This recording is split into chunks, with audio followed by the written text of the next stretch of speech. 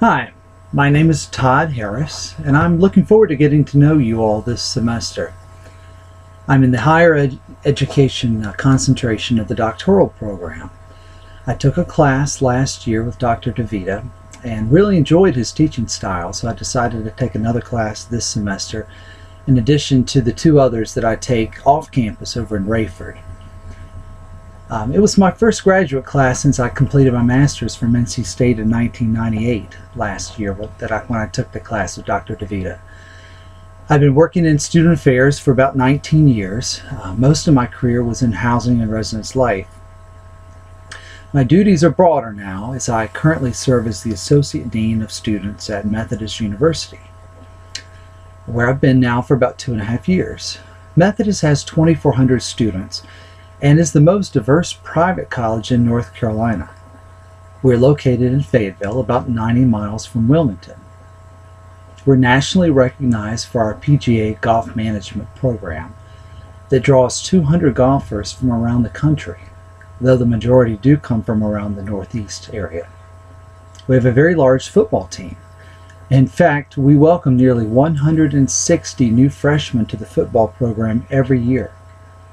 Up until recently, we're the only Division III football program between North Carolina and Florida. Therefore, we have attracted a lot of first-generation college students from Florida who come here to play football. Additionally, I'll add that we have a sizable international population, with growing numbers coming from Saudi Arabia, who are fully paid for by the government. Yet we also have a large number of international students from the opposite end of the economic spectrum. Further adding to the diversity of our campus are the veterans who return to Fort Bragg from being deployed and earn their degrees either in our traditional day program, our evening program, or directly on post at Fort Bragg.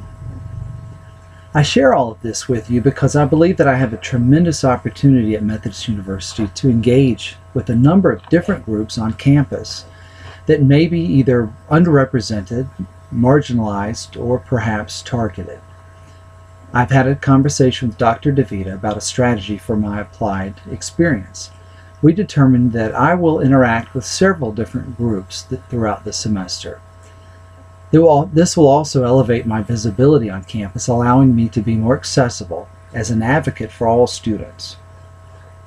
I believe there will be a variety of identities that I will be able to explore throughout the semester. One that may not be as well studied is the military identity.